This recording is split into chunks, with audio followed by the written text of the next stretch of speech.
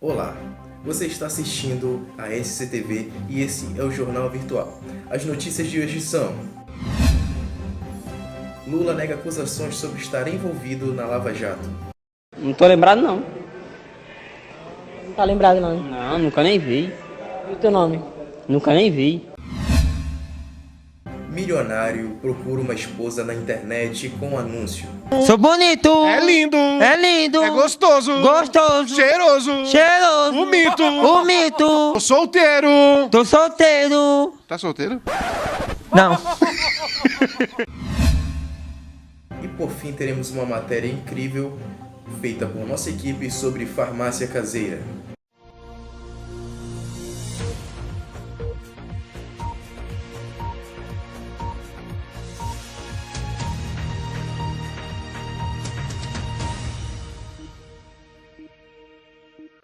A equipe do Jornal Virtual buscou informações sobre as farmácias caseiras.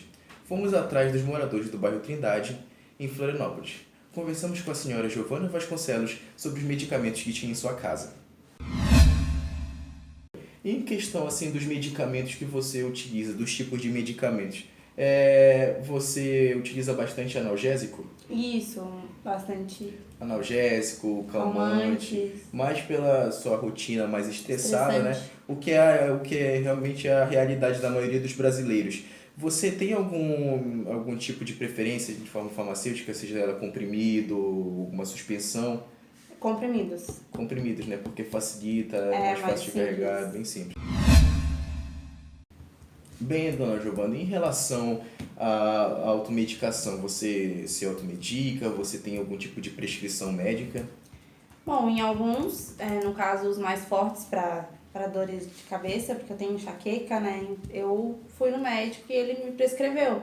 Mas os mais comuns analgésicos, Dorflex, essas coisas assim, compro na farmácia normalmente, sem Sim, receita. sem receita, é. Sim. É porque, assim também, né, como já citado anteriormente, nós temos um índice muito grande de automedicação por parte dos brasileiros, já que o nosso país apresenta-se em décimo em relação à questão de automedicação, nos índices, às vezes até pode fazer mal à população, já que nem todos têm o devido conhecimento para estar aplicando algum tipo de fármaco em si próprio. Bem, agora vamos aqui para a próxima pergunta. Em relação aos medicamentos que você utiliza, como que você os descarta? Normalmente no lixo. Eu jogo todos eles no lixo, depois a gente coloca o lixo pra rua. Tá, você nunca foi instruído em relação à questão dos descartes dos medicamentos e tudo mais? Não, nunca nem parei pra pensar, na verdade.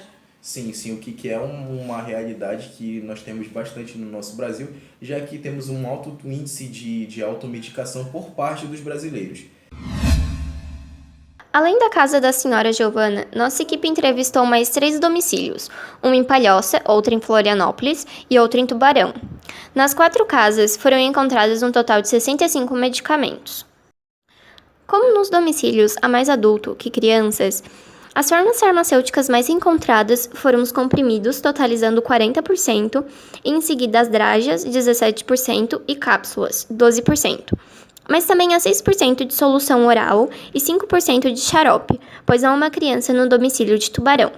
Além dessas formas farmacêuticas, temos 3% de pastilha e pós e 6% de creme.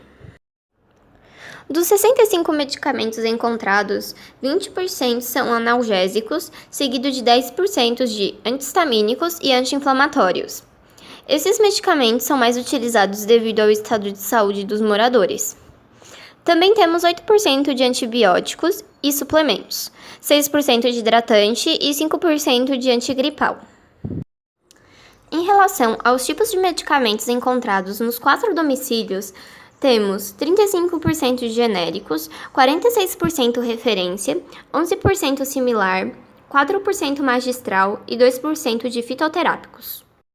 Dos móveis em que os medicamentos são guardados, o mais utilizado é o roupeiro, contendo 34% dos produtos, seguido do armário, 30%, gaveta, 22%, e as bolsas e locais abertos, totalizando 14%. Os locais em que os medicamentos são guardados, temos o quarto 55%, cozinha 35%, bolsa 8% e banheiro 2%. Lembrando que locais com calor e umidade devem ser evitados.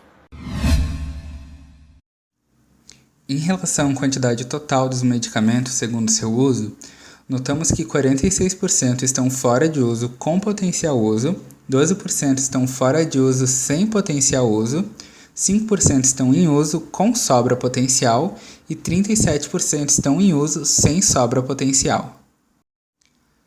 É interessante notar a quantidade do percentual dos medicamentos segundo a sua origem, sendo que 85% deles foram comprados, 9% foram adquiridos através do posto médico, 3% são amostra grátis e 3% foram doados. Relação dos medicamentos vencidos quanto ao seu uso. 14% estão em uso, sem sobra potencial, 43% estão fora de uso com potencial uso e 43% estão fora de uso sem potencial uso. Quanto à classificação dos medicamentos vencidos, notamos que 15% são antihistamínico, 29% analgésico, 14% é hormônio suprarrenal, 14% é anti-inflamatório, 14% hidratante e 14% antiácido. Em relação à via administrativa quanto aos medicamentos vencidos, notamos uma alta taxa de via administrativa oral quanto à facilidade pela faixa etária dos indivíduos, sendo 86% via oral e 14% via tópica. A relação entre os medicamentos vencidos e suas formas farmacêuticas, 29% era solução oral, 29% comprimidos, 14% drágeas, 14% creme e 14% cápsulas. Em relação aos medicamentos vencidos quanto ao seu tipo, 72% eram medicamento referência, 14% medicamento genérico e 14% era medicamento similar. Dos 65 medicamentos encontrados, 87% estavam dentro da validade, 10% estavam vencidos e 3% não se sabe.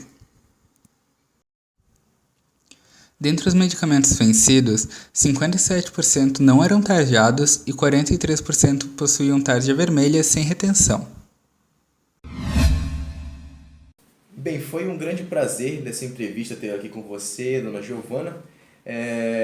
Já que nós falamos aqui sobre um assunto que é muito importante, que seria no caso das farmácias caseiras, um assunto que deve ser debatido, deve ser entendido mais pela população, a questão do descarte, a questão da guarda dos medicamentos, da validade de cada um.